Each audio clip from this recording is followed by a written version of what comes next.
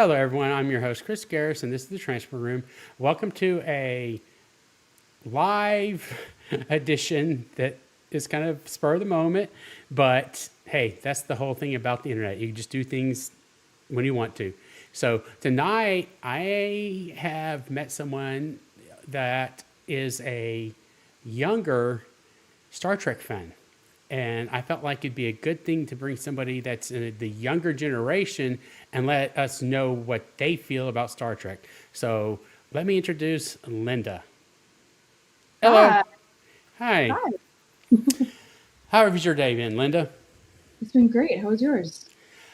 Other than getting stuck in traffic for like 2 hours trying to get home to do this, it was good. I hate But traffic. One of yeah, my traffic is a pain in the butt.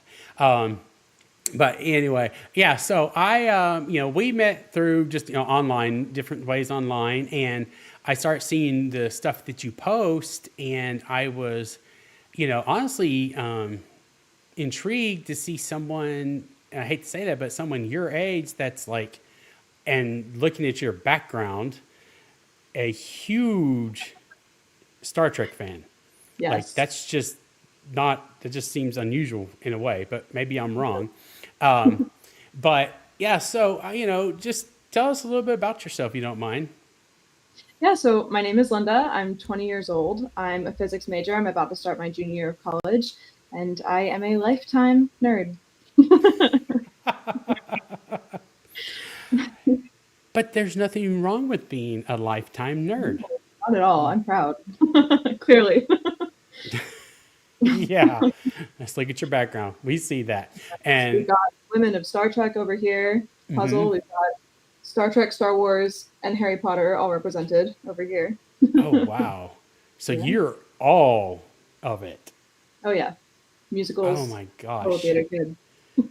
That's so cool. Yeah, so normally, this like I said, I don't normally do lives. Usually, I do recordings and just so that way I can edit stuff later on.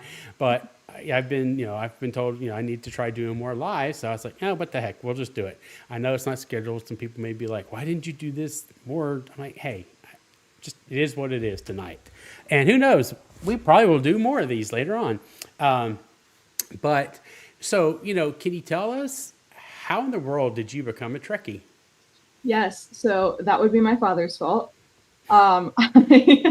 I was 6 years old. We had just moved into this house, and my dad's current project was working through all of the Star Trek series. So I came home from school. He just happened to be on Voyager watching the episode The Thaw, and I wandered into the living room to say hi, and I saw it on TV and was just that was it. I was totally hooked. I sat down and watched the rest of the episode with him, and immediately wanted to be Captain Janeway. I was asking him all sorts of questions about it. I just wanted to know everything about it. When the episode was over, I asked if we could watch another one, and he was like, "Well, you can't start with Voyager. You have to start with the original series." So Oh, he proceeded to show me the episode "The Trouble with Tribbles," and I loved it. And I watched nothing but the Star Trek: The Original Series until I was 12. really? Yes, and then my dad was like, "We have to watch The Next Generation. It's time. It's time to move on." So we watched The Next Generation, and he didn't give it any time. Like the day we finished The Next Generation, I think even before we were done, he was moving on to Voyager because he didn't want me to get stuck on Infinite Loop Hmm. again with Next Gen. So, I mean, you've done something even I haven't done. I have not, and I'm embarrassed to say this, I've only watched the first full season of TOS, and I think I'm about maybe halfway through the second season of TOS, but I have not finished it. It is. I. It's been a while since I've gone back and watched it like that. I'll put it on a lot to go to sleep or have it on in the background. But it's been a minute since I've sat down and watched it. I'm due for a TOS rewatch all the way through. I miss it. Well, and that's, so actually I'm kind of curious about your TOS. What do you think about it now and how has it aged? You know, some of the episodes I've watched are they're kind of hard to watch. I'm not going to lie. Um, but, Yeah. as someone your age, what do you think about those now? Well, For me, also a lot of it is nostalgia. I remember, watching it with my dad growing up. I think his proudest moment, the times he was proudest of me were probably like my high school graduation, my gold award, and like the time he came into the living room when I was 7 and I turned on the TV and was watching Star Trek: The Original Series by myself in the morning. So I think, so for me, it's a lot of, watching TOS reminds me of watching it with my dad growing up. And I was Mm-hmm. also just loved the idea of being able to be in space and explore space, and just really hooked on that idea. So yeah, I will say in terms of special effects, it doesn't obviously doesn't age super well. It was made in the 60s, but I will say thematically, I think it ages extraordinarily well. When I do sit down and watch an episode from the original series, it just seems like the message is always still relevant today, And which that's is true. Okay, that's about you hit on what my problem has always been with it is the special effects. I mean, I'm used to Star Wars, the newer Trek, the newer stuff now. Um, um, but I got to where I stopped, thinking about the effects and focusing more on the stories and what they're yes, trying to say. Uh, um, but and it's grown. It's much better now for me. Now some of the episodes are they're a little rough, but I understand what they were trying to do back in 1966 and 67 and all that. So it makes sense. But yeah. So after TOS, then you did TNG. I'm assuming yes, yes. I was determined DS. when I started it that it could never be as good as the original series. I was obviously wrong. I love The Next Generation. And then, of course, we finally got to Voyager, which was Mm-hmm. like, I was most excited about that one because I had remembered this like 10, 20 minutes of the thaw that I had seen when I was 6. Mm-hmm. And uh, yeah, I remember, we started Caretaker and Janeway came on screen and I was like, yep, that's it. This is this is my favorite track. That's it. We can stop here. We're good. Just rewatch this one over and over again. No need for any other stuff. Stop here. Oh my god. So hey, what about DS9? Have you watched that one yet? I just started watching DS9 in December. My dad was finally like, it is time. You have to watch DS9. You would really like it. You've now been watching nothing but Voyager since you were 13. So yeah, we started together and I haven't finished it yet though. I'm on season 2 of DJ Sign. I do like it. Oh yeah. I think I'm not as hooked on it yet as I was with The Next Generation and with Voyager, but I know the rule of Trek is that you have to get like the first couple seasons are always, or you should always push past those a little bit to get Yeah, to they can be a little rough, especially. I mean, I'm amazed you made it through the first 2 seasons of TNG because those are yeah, rough. Those are yeah. very rough. I I really genuinely enjoyed it, and I think ironically because I know he was so hated, although I'm not really sure why, was Wesley Crusher. I totally related to that. He came on screen. I was like, oh, that would so be me. Like the kid running around the ship who just wants to know how everything works and just wants to be a part of it. And, that would absolutely 110% be me. So I Hmm. felt very connected to that character. And you're the one Picard would be yelling at to get off my bridge. Well, maybe not. Maybe I'd be would have a little more fear than, than that. But yeah, I would definitely be, bothering Geordi in engineering and, I would be run out Poor, everything works. poor Geordie. Oh my god. No. Well, and I like your shirt, and there's a reason why you're wearing that Yes. because you've got to do something that I haven't had a chance to do yet, and that was interview both Will Wheaton and Yeah. Garrett Wong. I finally Yes. got to interview Garrett, which He's yes, such a I great have guy. interviewed Garrett. That episode has not come out. Anybody, it's been recorded. It's on the deck to come out at some point. But yes, I have officially interviewed Garrett, but I have not gotten Will. So tell us how in the world you made that happen. Because even I want to know how you made that happen. So to be fair, it was very much a right place, right time kind of situation. I was working on my Gold Award. For those of you who don't know, the Gold Award is kind of the equivalent of the Eagle Scout Award in Girl Scouts. Mm-hmm. Uh, and it's the highest award you can earn as a Girl Scout. And I had had an idea for it for years. Since I was in lower school, I knew what I wanted to do for my Gold Award. And then when the time finally came around, COVID hit, and it, all of my plans were shot, and I had to do something else. So I was kind of reinventing my project on the fly, and I decided that I was going to interview people about their journeys with confidence and try to encourage more confidence in young people, because that was something that I struggled with so much when I was a kid. And so I just started emailing everyone with a public email address, basically. And ironically, the first person I had probably emailed somewhere between 50 and 80 people before I got my first response. And my first response was from Garrett Wong. I had a horrific day. It was awful. And it was like midnight, and I checked my email and I saw Garrett Wong's name in my inbox, and I freaked. I ran through the house screaming. I was like, Mom, Dad, you're never going to believe this. And then I had emailed Will Wheaton as well, and he responded not long after that. And at the time, he had just released his book, Still Just a Geek, which I have over here. Great book. I recommend reading it. And he had his book agent's email in his bio at the time, because he doesn't normally have his email in his bio. So I just sent an email to that with my usual spiel about my project and what I was looking for. And they responded and said yes. So that's how I got that. That's so cool. I'm not gonna lie. When I got Garrett's email as well, or Bridgewell, I don't know why the email was such a big deal, because I'm a Delta Flyer, so we're in monthly Zooms with all of them.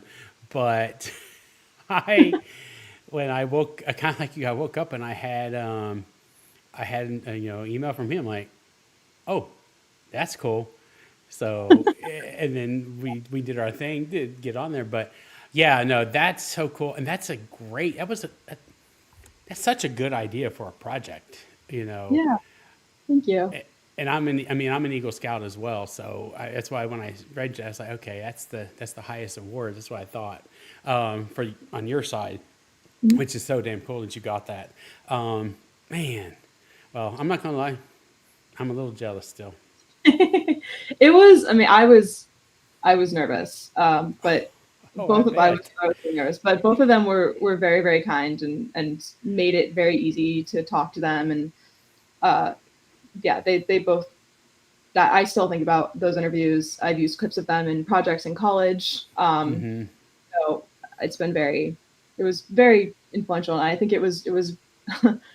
I loved that I was working on a project that was designed to inspire confidence in other people, but I think it gave me so much more confidence in myself. I wrote my college essay on interviewing Will Wheaton, and how that kind of changed my definition of success, because I'd always thought, I make music, I'm signed to a small indie label in South Florida, and I'd always thought of success as like red carpets and awards and fame and followers and whatever else, but I had never been more proud of myself than I was when I did those interviews. So I wrote about interviewing Will Wheaton for my college essay, and my college guidance officer, who had accepted me at the school that I go to, sent me a handwritten letter with my acceptance and said, I watched your Will Wheaton interview. It was amazing. Like, I'm so excited about it. I was totally freaking out. And I just thought that was such a cool moment, that it was just the gift that kept on giving. Oh yeah. Well, that's awesome. That is so cool. And one of these days I'll be lucky enough to get Will on my show. He's amazing. Don't Yeah. know when. He's a good Yeah. guy. Yes, I can only imagine how cool he is. I watched a little bit of that interview you did with him, and he's just Will. He's just so cool. Will. And He was just so chill. he is so chill. And now the reason why we partly put the Jack shirt on is because I was kind of curious, and I've had people say, we talk about this off camera, but they're like, oh, that's kind of, they poo poo on this. But when I'm like, do you think shows like The Big Bang Theory, have helped to make, stuff like Star Trek, Battlestar, Game of Thrones, all of those shows, Yeah. more mainstream? Yes, absolutely. And I firmly believe this, because I get a lot of comments on my videos like, I started watching Star Trek because of Big Bang Theory. So yes, 100%. I think it absolutely has made things more mainstream. Big Bang Theory is one of my favorite shows. I love sitcoms, but I love The Big Bang Theory as a sitcom that's also really nerdy. It's like, it was made for me. It's perfect. So yeah, absolutely 100% it has made it more mainstream. And even if people aren't watching it from hearing about it in Big Bang Theory, they know what it is now. So Mm-hmm. I still call that a win. Well, yeah, and I was never a comic book person, and so I mean I didn't know anything, but I mean except for Stewart's comic book store, it probably helped a lot of other comic book stores out there. Yeah. I mean it just looked like Young Sheldon. Ah, that's such a great series. I love Um, doing yeah, Yeah. it just oh my god, that is such a good show. Um, so good. Well, I'm glad I'm not the only one that thinks it helped. No, no, Um, I think it helped a lot. So you at the beginning you talked about what what you get your degree in, so or what you are going to school for. You know, you always hear people say that, like people that work at JPL and NASA and and even in the tech industry and whatnot that, sometimes that, Star Trek led them down that path of STEM and all of that. What about for yourself? 100%. Yes, absolutely. I think it was a combination of science fiction in general and my parents. I credit Star Trek a lot of the time with being the reason I'm a physics major, and that is true, 100%. I think watching Janeway, I loved the fact that she was a leader and also a scientist. She talked about her love for science all the time and was, directly involved in a lot of what they were doing, and I really liked that. 100% that inspired me to be a scientist. But my parents also, both of them, are scientists, and my mom has her PharmD, and my dad has his degrees in molecular genetics and biology. And Wow. both of them, yeah, both of them they love it. Like their eyes light up when they talk about it.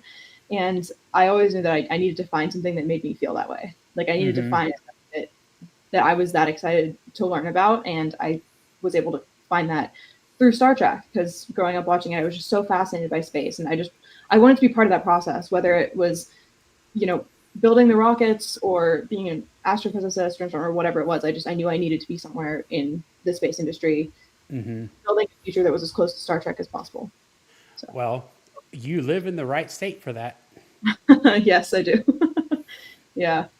I mean, I think you said you might be a little bit farther south, but still, you are. Yeah. Well, and so you said you're a physics major. So Mhm. do you want to go?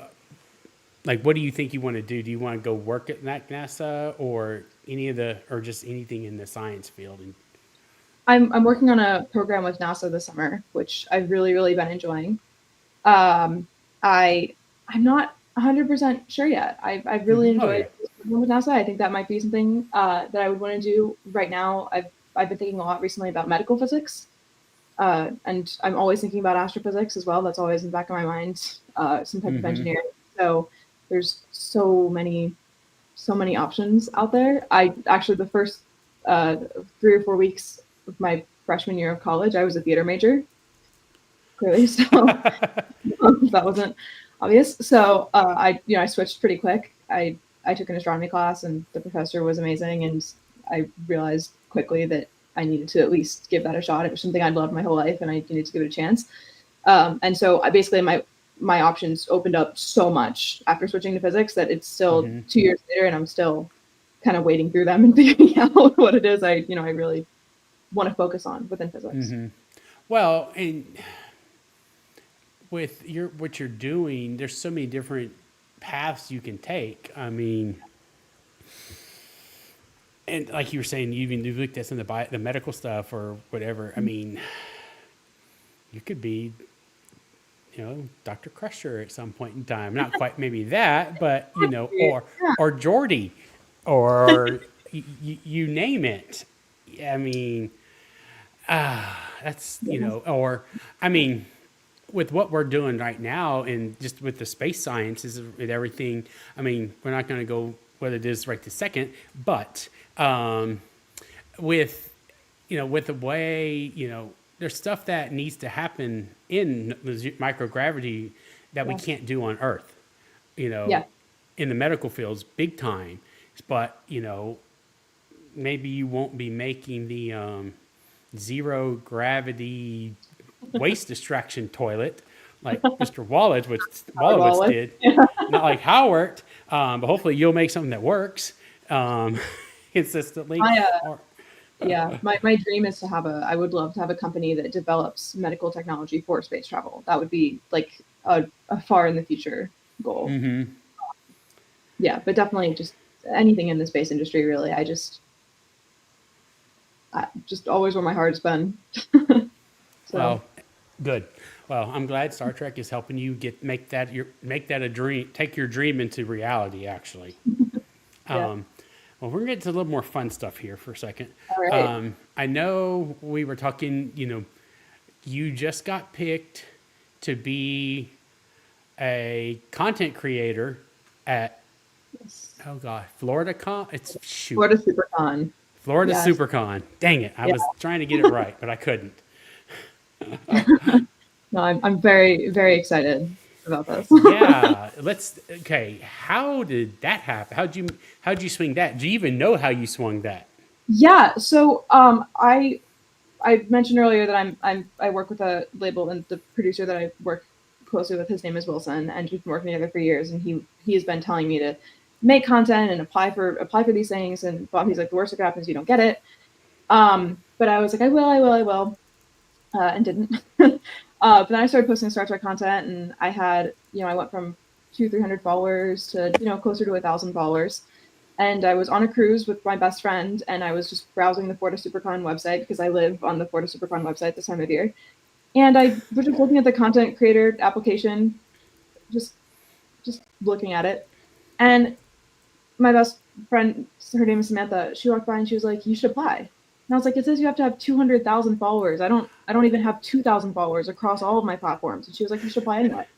And I was like, "I'm not going to get it." She goes, "Why does it matter? You already have a ticket. You're already going. Like, worst case scenario, best case scenario," she's like, "I take your ticket." And worst case scenario, then fine. And I was like, "Okay, you know what? You're right. Like, worst case scenario, nothing happened." So I applied, and I ended up getting it, which was crazy. And then since that time, I mean, now I'm over 4,000 followers on TikTok. So it just Yeah. kind of, Oh hell, yeah. I'm like so. I'm like you. I have not filled out those creator forms because like they want 30,000 subscribers, Right. Yeah. and I'm not there. I'm slowly getting there, but Right. I mean, It's a process. I think across all platforms, which means everybody please like and subscribe so we can both of us get where we need to be. Um, I'm about probably about 5,000 between TikTok, Instagram, and then YouTube.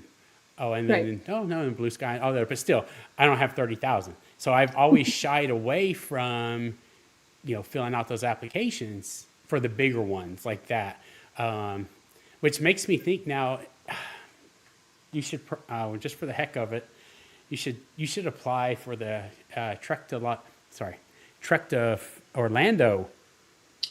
I was looking at it. I couldn't find like a content creator application for Star Trek Orlando, but I didn't even know that this existed until a few weeks ago. And it's the weekend I go back to school, so I was like, this is perfect. So I'll be there. Oh So, yeah, yeah, I oh gotta yeah. look and figure that out. Yeah, it's on 'Cause there. It's buried on the site, but yeah, I, there is a form to become to be an influencer, get a free ticket if I'm not mistaken. I'll have to look into that. But yeah, because you should definitely do that. Become one of our influencers. Yeah, it's right there on the webpage. Says Well, social media at the top on the Creation and Entertainment website. But yeah, so that's awesome. Congratulations on thank making you. that. And you also made a comment that you were officially doing your first cosplay. Yes. Yes. It's actually, I have just got my actual Janeway uniform cosplay in the other Oh, night. So, or last night actually. So, congrats. yes, I'm doing my first cosplays, something I've never done before. It was a little intimidating, a little, but yeah, I have 4, I guess now. So they're all Janeway, of course. So obviously, although All someone did tell me Janeway. today What a that shock. I know, right? I'm very subtle about it, but she is my favorite. Um, Yeah, someone said I should do Jadzia Dax, and I do like that idea. I thought that, especially because I have like surgery scars on my stomach, and someone was like, "Oh, it's just where your trill goes," and I was like, or your Ooh, symbiont. I was that's like, where your you're right. symbiont goes. Oh, Exactly. Like I'm that. Yeah, that's what I should tell people. that's a So good one. Whoever yeah, whoever made that suggestion is a smart person. yes. Someone commented. I made a TikTok about my about my scars making me feel like Captain Lorca, and was their comment, and I was like, that was so smart. I should have thought about that. That was so much better. So maybe That's that'll be funny. my next cosplay will be Jedzia Dax, but right Yes, now we're sticking and with Jane. get the spots all put on there. Maybe Michael Westmore can come, I, do it. that's honestly the reason that I didn't order one for this con was like I cannot see myself getting up at 4 a.m. to do all those spots with eyeliner, which is what that would look like. Oh, That just wasn't something that I was gonna that I was no, gonna do this time around. I So don't blame you. I don't blame you at all. Um, so now we can. This may where we get into a lot of the weeds here for a little bit, which is not mhm. bad. So I know the answer, but I'm going to ask it. What's your favorite series? My favorite series is Star Trek Voyager. It's just the one I rewatched the most. I really do credit Janeway with being the reason that I have watched that Hmm. series so many times. Yeah, I just wanted to be her. I just felt very inspired by and connected to her character, and I've just rewatched it over and over and over again. Um, yeah, I've often asked myself, like, what would Janeway do? uh, and followed that advice, unless it hmm, comes to any temporal anomalies, because then I'd kind of be screwed. But aside from that, yeah. um, Well, true. Um, do you have? So I mean, it's your favorite series, but of all of the series that obviously you've seen that one. But how about the rest? I mean, TNG. Do you? I know you said you watched DS9, but how about like Enterprise, or have you watched Enterprise at all?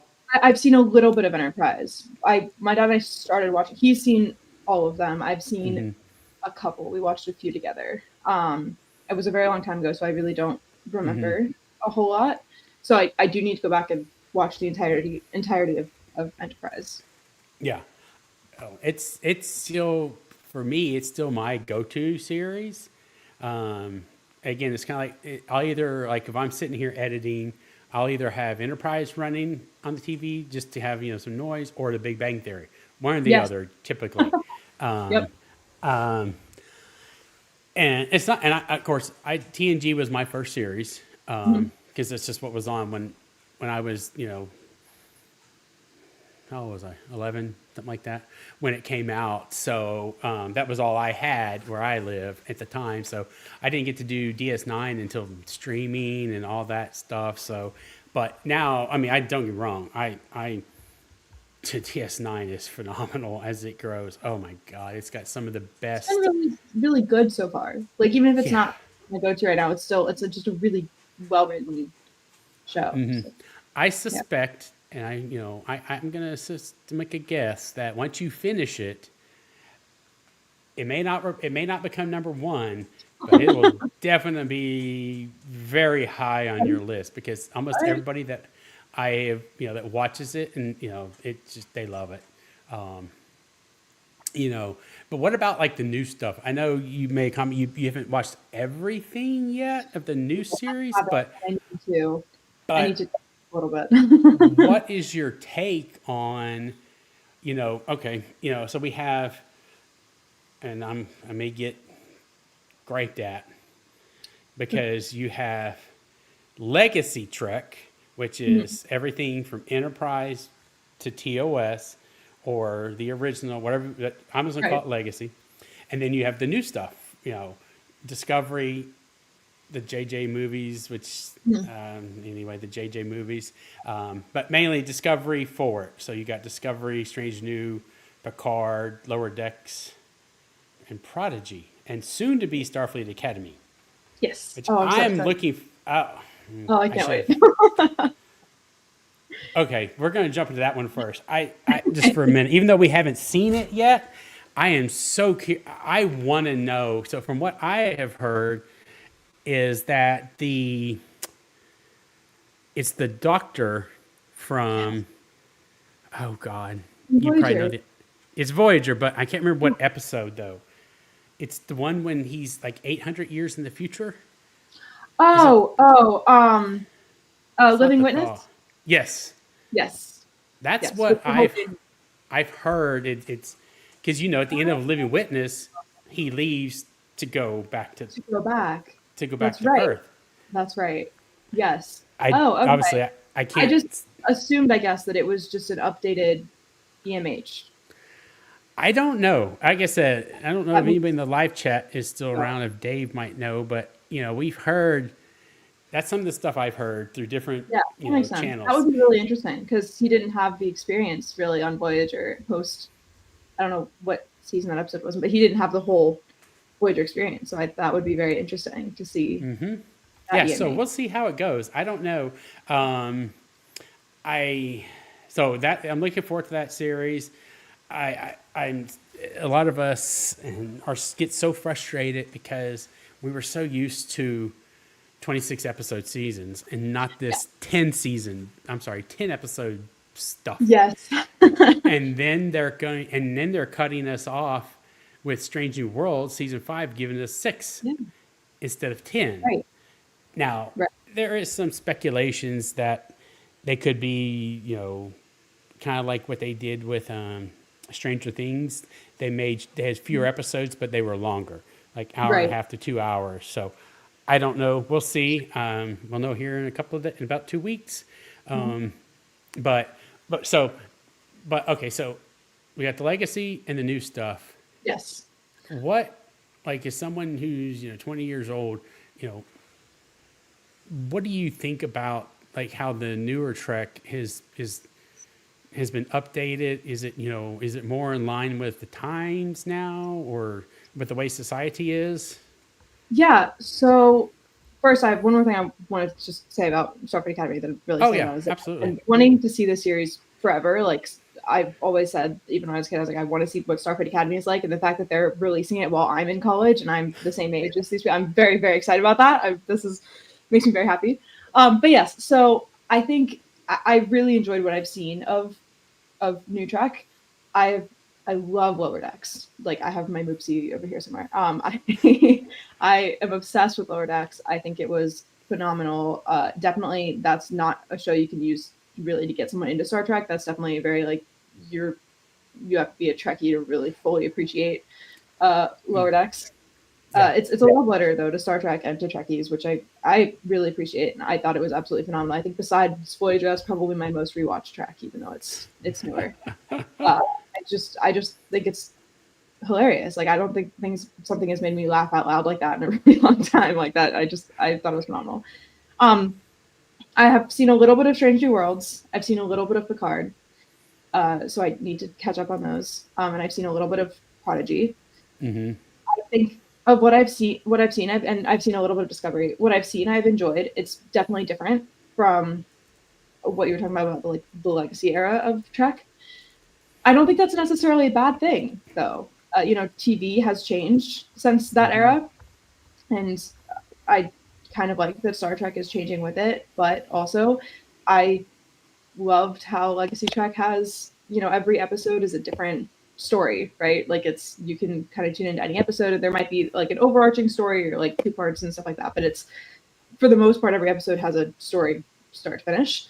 I like that Strange New World seems to be doing that. It seems to be the closest thing we've gotten to that same kind of storytelling, even though the seasons are shorter. Yeah. I think with Prodigy, I really like what I've seen of Prodigy. I am going to finish it before Quarter Supercon. But the thing that I will say about that is that it had so much potential to get kids into Star Trek, which is, I think, what Star Trek needs to do right now. I think that's the best bet. I think that's a very smart marketing move. But with Prodigy, it's like you take a legacy character that everybody loves, or most people love, right? Like you take Captain Janeway, who's beloved in the Star Trek community. And so now you have people like me who will be watching it just because she's in it. And you have, adults who are watching it for that. But it's a kid's show. So you have parents who now have like a solid way to introduce their kids to Trek. I thought that was such a smart idea. And then they were able, they brought in more Voyager characters, which again, it was incredibly smart. But Mm-hmm. it got off between networks and it wasn't marketed well, and it kind of it it didn't deliver because of that, and that made me really sad because while I haven't finished yet, everything that I've heard about season two was very good. So I wish that had been handled better because I thought that was such a great opportunity Yep. to get kids into Trek. No, I think you're right. I mean, they there's a bunch of us, a group, several of us that talk about this all the time. Is that one thing we feel like that Paramount and the studios have done is they have not adequately marketed their shows, and then they move them. Well, Yeah, okay, why did they have to? Why did they have to take and remove Prodigy off of Paramount Plus? I don't know. Like, it makes no sense at I all. have I don't know why they would do that. Yeah, I don't need no, and it make no sense to me. I mean, I could be, but and even for someone like you, it doesn't make sense either. So it's Mm-mm. just I don't get it. I don't think a lot of people do, and we've had lots of discussions in some of our you know chat pack evenings when we discuss that um, it's they're killing it. Yeah. The series. But Yep. hopefully, Academy will do well, and Yes, then I'm we'll go hoping from there. Academy is a good entry point to Trek for my generation. I'm hoping it's Hmm. relatable, kind of as like a college show. I know it's a weird thing to say, and then also for Star Trek fans because I think that would be a great way to get like my friends into Star Trek. I force Hmm. them to watch it with me anyway, so they all see Voyager. But it'd be great if I could show them something that they could like, maybe relate more to, you know what I mean? Like something that maybe would be closer to things that they would normally watch Oh instead of yeah. being forced to watch Voyager because they're friends. It's a requirement of being friends with me. If they don't watch it, we can't be friends. So that's the deal. Okay, I gotta get my camera to focus. There we go. There you Finally, go. this is why I don't do lives, but I need You to do just it. got stuck. What happened to Boymore in that one episode of Lower Decks? We got stuck like half in phase and half out. He was like going. Oh my God. Yes. That's oh my yeah. I was in a phase, which actually I always like that was an episode I really enjoyed of TNG was the one with Ro when Ro and Geordi are out of phase and Oh they think they're dead. Well, Geordi refuses to believe that they're dead. And Ro's like, well, being a Bajoran, she's like, well, this is the afterlife and yada, yada, yada. And he's like, oh. And he's like, no, we're not. This is, he refuses to believe that. yeah, right. So, My favorite not dead episode of Trek is probably Coda with surprise to no one, the Janeway episode in Voyager, where she, we have the great line, "Go back to hell, coward." It's a fantastic, fantastic episode. so Yeah. what's your opinion on, since do I ask the question? It's a Voyager question. Okay. Oh, yes. Here we go. Was she right or Yes. wrong to get About rid of Tuvix? this. Yeah. Yes. I'm hesitant to talk about this, honestly. I got called a Nazi in a comment section the other day because of my response to this. What? So I'm not really sure I should be as open about how I feel about this. But yes, she was right. She was right. 100% right. It sucked to have to make that decision and to have to do, like the whole situation was bad. But she was 100% right. And for several reasons, mainly that Tuvok and Neelix deserved to live, to Yeah. have their lives back and their family and friends and whatever else, but also because both of them as characters, their individuality is very, very important to them. Mm-hmm. So that I feel like in and of itself is evidence that they would not want to be Tuvix. And so I thought that it was odd that Tuvix was so intent on remaining together because I thought if both of those characters are so maybe that's a writing mistake. I don't know. I thought it was weird because if both of those people are so individual, then it seems strange to me that when they're together, I don't know, maybe I don't know. That's a So that's a good that's a valid point. I mean, you would think they would, that's a thinker, because you mean you would think their individual brain patterns would, the Neelix side wouldn't be Neelix, the Tuvok would be Tuvok, and go Right. back. But, huh, you're probably right. The writers probably messed something up, but not that that ever happens. Never ever. Ever. No, no, Never, no. ever, ever. There's no mistake in Star Trek. There's none. None at all. It's 100% perfect. It's like, the transporter is not a death killing machine. Oh my God, my dad and I have this argument all the time. Uh oh. All Explain.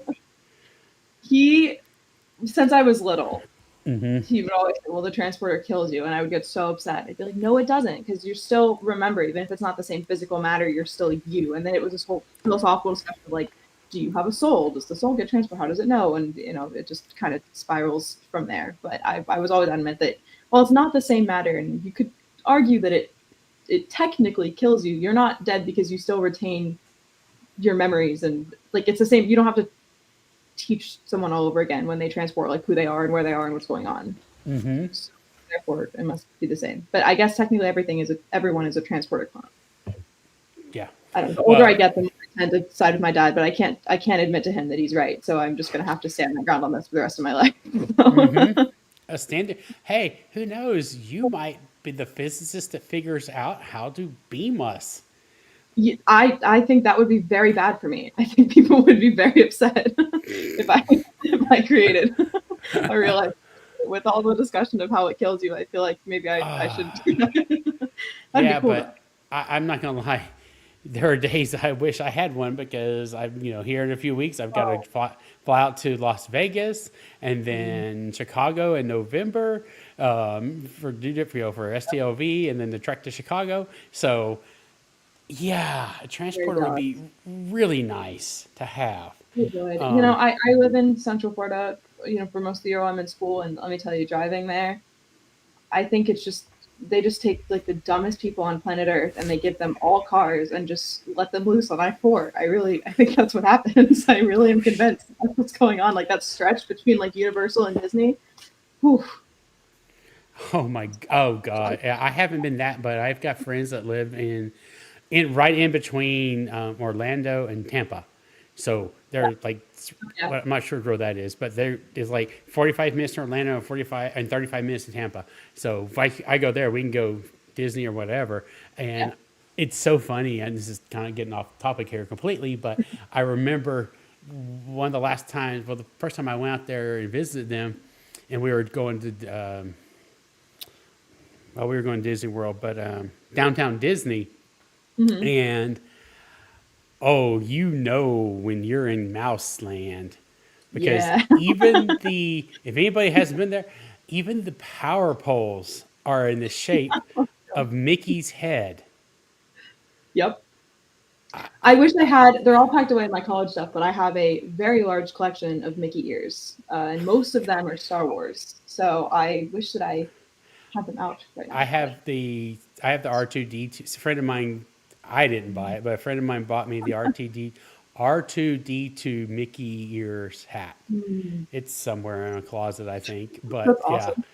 Yeah. Oh, I don't like the hats as much. I like the headband ears. The hats, I feel like I don't know. They don't. Yeah. They're like harder to wear. It's a weird thing to say. I've never worn it. I appreciate him giving it to me, and it's there for decoration. If he ever watches this episode, he'll be like, I might be getting a phone call. Dude, what the hell? Like, I appreciate it. I like it. It's cool. But it doesn't fit my head anymore. Oh, God. Do you have we've done a lot on the series, but what about the movies? Yeah, so it's been a minute. Star Trek movies. Of the Star Trek movies. It's been a minute since I've seen the Star Trek movies. I have seen them all. I think the new ones I actually liked. I remember liking these, and I tell people that's like, I tell people in my generation that's where they should start to watch Star Trek, because I feel like once they're connected to like the characters and everything, I think those kind of maybe an easier stepping stone. And then after they fall in love with that, then they can watch the rest of it, because they're really there's not a good place to start in Star Trek. One of my best friends they love Orange is the New Black, and obviously I love Star Trek Voyager, and Kate Mulgrew stars in both of those, and so Yes, they she try does. to, yeah. Oh, So does my she? friend Frankie was trying to convince me to watch Orange is the New Black, so I made a deal with them that we would just watch both of them together. And so I got totally into Orange is the New Black. I did have to stop watching it in season 5. I did start having prison dreams, and that wasn't okay. So I kept waking up in like a cold sweat. So we had to, so I had to quit watching it. It was great though. But anyway, Frankie wasn't watching Voyager, and they were like, it's just so hard to watch because it's I don't know what's going on. Like I don't understand like what the Federation is and what the Borg Yeah. are and like all that crap. And it's just there's so many like what is a Vulcan and I was like, you know, that's fair actually. It is hard to start there. Like I'm not sure there's a great place. I think I had the benefit of like I grew up with my dad watching it, so I just pause it and be like, what's that? Can you explain this to me? So it was like I never really encountered that, but that's like a really fair thing to say about it is that there's not really a great place. So I tell people to start with the J.J. Abrams movies. And I can see that for now, especially in today. And then because I'd want to say, either Wrath of Khan or Voyage Home, the one with the whales. I Um, love the whales. yeah. Um, Yeah. and then obviously Undiscovered Country, Mm. six, Star Trek Six. That was good. And I will say this. I'm gonna say this in chat. It was so hard for me to see. Seeing Kate Mulgrew in Orange is the New Black was hard. Oh, so hard. And you know what the thing is, she's a phenomenal actress, and Oh I will say yeah. that. She's absolutely incredible. But so I tried to watch Orange is the New Black. It was either like maybe right before COVID or right as COVID started. I was probably just too young. I was like 14, 15.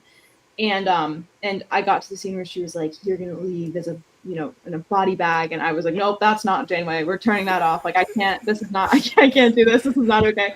But then the second time around watching it, I was able to get past that and be like, okay, it's uh, and I really did enjoy it. I was way too invested Yeah. in it, and I was just having dreams that I was getting burned or whatever else. So I had to just we had to stop. I had to just stop. No. I will Yeah. at some point. I just needed some recovery time. No. That sounds like me and the Game of Thrones. I think I had some stuff going on, and I like was binging it, and then like by the fifth season, I'm like, I gotta stop. This is just too much. Like there's too One of much my going. best friends, it's very funny. I'm like the sci-fi like science person, and she's very much like the history, like she's an art history and English major and classics minor and all this, and she loves Game of Thrones, and she will show me scenes, like not episodes, just scenes, and she has ensured that I will never watch the show. She has traumatized me with her scene choices from Game of Thrones, and there's a spin-off as well, and like I want to be a Game of Thrones kind of girl. I Mm-hmm. think I'm a sci-fi. Well, other than The Hobbit, which I really do love, and Harry Potter, I Mm-hmm. feel like just I'm a sci-fi girl at heart. Yeah. It's just Exactly. maybe not in the cards for me. Yeah. I mean, so I my typical last question that I always have for anybody, and I'm gonna do it. I'm gonna even ask you, and it's Okay. not a hard one. Um, is what Star Trek technology do you wish existed today? Ooh, the holodeck probably. I know that's probably a Oh, basic answer, but I, I I say that I think the holodeck's probably one of the most dangerous technologies that we could have today. I think it would be very addictive, and very oh, easy to kind of detach from reality. But I think it would be really cool, and I'm thinking of it more from like a physics standpoint. I'm thinking of all the labs that we could do in the holodeck if we oh, turn the uh systems huh. on, we could do anything, uh, which would be awesome. That's a I'd love to very be able to good. I had go to a never lab. really thought about it like that, but Maybe that's a like good control answer. holodecks. Like maybe they wouldn't really be as much for. I feel like humanity is not at a point where we could really use them for recreation. I feel like that would be a very bad idea. But which begs the question: why were they on starships? Truly, like they became sentient so often and took over the ship. What were they doing there? Like I don't. I feel like they caused more harm than damage. But yeah, I would love to have a holodeck as a lab for my physics classes. I think that would be very fun. Oh my god! I just TNG episode, just what you just said about the holodecks, Jordy. Poor Jordy and his Oh, hollow, okay. his, You brought up Jordy a few times, so now I feel obligated to tell this story. uh-oh. I met I met LeVar Burton, the first con I ever went to. I was 12 years old. I we discovered I discovered that first of all that conventions existed and that this was a thing that you could do. And my Mm-hmm. parents were like, well, let's go to we did some research, we found Florida SuperCon, we decided to go. I think this was in 2017. Mm-hmm. So I think it was and and I practiced for weeks, like what I was gonna say, whatever. My mom was like, you're gonna get like a 30-second interaction, like you need to, calm down a little bit, like, you're gonna. So my mom, dad, and I sang there. We walk up to the booth. He says, "Hi, what's your name?" And I said, my mom gives it like 20, 30 seconds, which is very, it's a really long time to just sit there in silence. And she goes, "I think she's a little starstruck." And LeVar Burton goes, "You think?" And then he's like trying to save it. So he's like, "What do you do?" I said, "What?" He goes, "Do you go to bars? Do you drink? Are you a student?" Like clearly joking. Like obviously Yeah. I was a child. I said, "I'm 12." That was the whole interaction. That was it. He handed me signature, walked away, or I walked away. It was just like this has kept me up at night. It really has. I've this is to this day, like when I interviewed Garrett and Will, and then I've interviewed a couple more Trek actors and Trek adjacent people, and I will put at the top of my notes, "Hi, my name is Linda," just in case. This is a genuine fear of mine, especially meeting Kate Mulgrew in a couple weeks. Like this is a real fear that she's gonna ask me what my name is, and I'm just gonna stare at her. Like this is, I'm terrified. That's a good story. Yeah, you Yeah. better write it on your hand or Oh wherever. yeah. So, Yeah. or No, note my card. parents have come up with a. So she was scheduled to appear at SuperCon a few years ago, and then ended up canceling. But for the month that she was scheduled to appear, my parents would call me at random times throughout the day, like interrupt me at the dinner table, like come into my room and be like, "Hi, my name is Kate. What's your name?" "Hi, my name's Linda. It's nice to meet you." Instinctual reaction. Just got to get through the first 10 seconds. That's Doesn't follow funny. the script, I'm screwed. So she has to follow the script. She has to say, "Hi, my name is Kate. What's your name?" So. You better be ready because she does not say that. Oh, okay. Well, there you go. At least because I've gotten her autograph and you always Oh, say really? hi and yeah, I have. That's well, one of many reasons why I finally gave in to go to STLV next month. For one, there's people in this chat that are probably not talking right now that peer pressured me finally to go, and I gave in. But also the fact that I'm only missing 2 autographs to have the entire Voyager crew, Oh, really? not counting Jennifer Lean, obviously, but Right. I'm Cool. Yeah. missing just Bob Picardo and Roxanne Dawson. Okay. I'm meeting Robert Carter will also be at SuperCon in a week, Yeah. so I will Yep. be meeting him as well. Nice. Yeah, Right. I will get theirs. Hopefully, I should. I want to make sure I stay in line to get theirs Yeah, in that's really Vegas. exciting. But I that'll be really the want to go. last one. Yeah, my Yeah. parents. I told myself that I would not go to SCLV until I was 21, so I have to wait till next year. But Well, that I don't know when you turn 21, but November. Yeah, you said November? November 11th. 2026? Darn. I'll turn 21 November of this year. Oh, my bad. Oh, perfect then, because that's actually good because honestly, even though you're not going this year, next year's the one to go to. I mean, they're all good, but it's the 60th anniversary. Oh, That that's was true. the Okay. reason why I was originally not going to go, but again, peer pressure, other things, and the fact that Colin Meaney's going to be there, Chief O'Brien, and he That's does not come to these things. really. Very, very, very rare. Yeah. And so once they saw that, I was like, oh, it was killing me.